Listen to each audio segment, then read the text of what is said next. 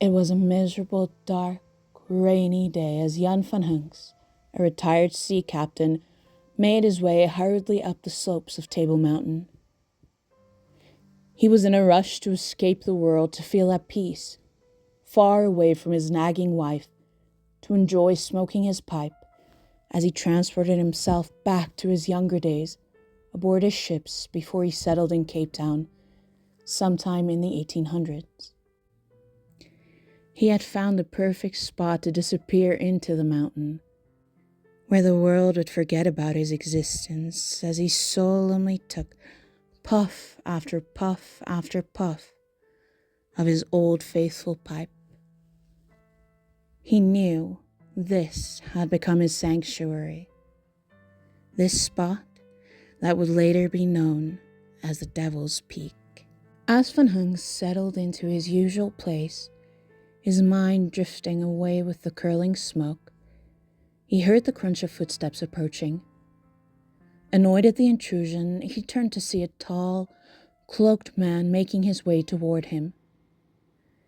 The stranger, whose face remained hidden beneath the shadow of his wide-brimmed hat, nodded in greeting before sitting down beside him. "You seem to be a man who enjoys a good smoke," the stranger remarked, his voice smooth and strangely compelling. Van Hunks, never one to turn down a good conversation, especially if it involved boasting about his own skills, grinned. "Aye, that I am. There's not a man alive who can match me when it comes to smoking a pipe." The stranger chuckled, reaching into his coat to retrieve a pipe of his own. "Shall we test that claim?" Van Hunks narrowed his eyes but couldn't resist the challenge. He packed his pipe with fresh tobacco and struck a match, then took a deep, steady draw. The stranger did the same. Smoke curled into the damp air, swirling in thick, lazy clouds. Minutes passed, then hours. Neither man showed any sign of stopping.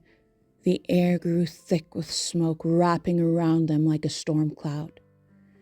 The more they smoked, the heavier the sky became, darkening ominously, as if nature itself was suffocating under the weight of their contest. But Van Hunks was relentless.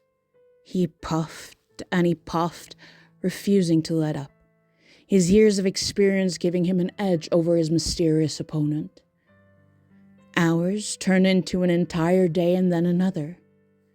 The stranger, once confident, now seemed uneasy.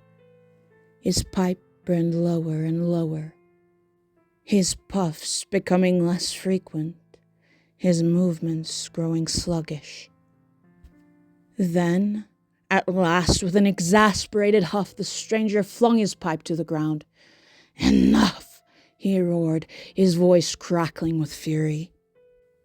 The wind howled, and the sky split open with lightning as Van Hunks watched in astonishment. The stranger's cloak billowed wildly, revealing not the legs of a man, but cloven hooves. His hat flew off, and beneath it, a pair of curved horns gleamed in the stormy light. "You?" Van Hunks gasped, realization dawning. The devil scowled, his pride wounded, his fury barely contained. "You may have won this time, old man," he growled, "but no mortal bests the devil without consequence."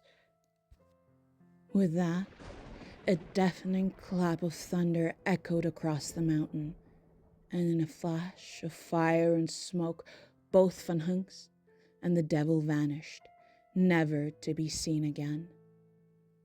From that day on, whenever the thick white clouds rolled over Table Mountain, people whisper that the devil and Van Hunks are at it once more, their never-ending smoking contest forming the legendary tablecloth that blankets the peak. And though Van Hunks had won, one thing was clear: make a fool of the devil, and you may not live to tell the tale.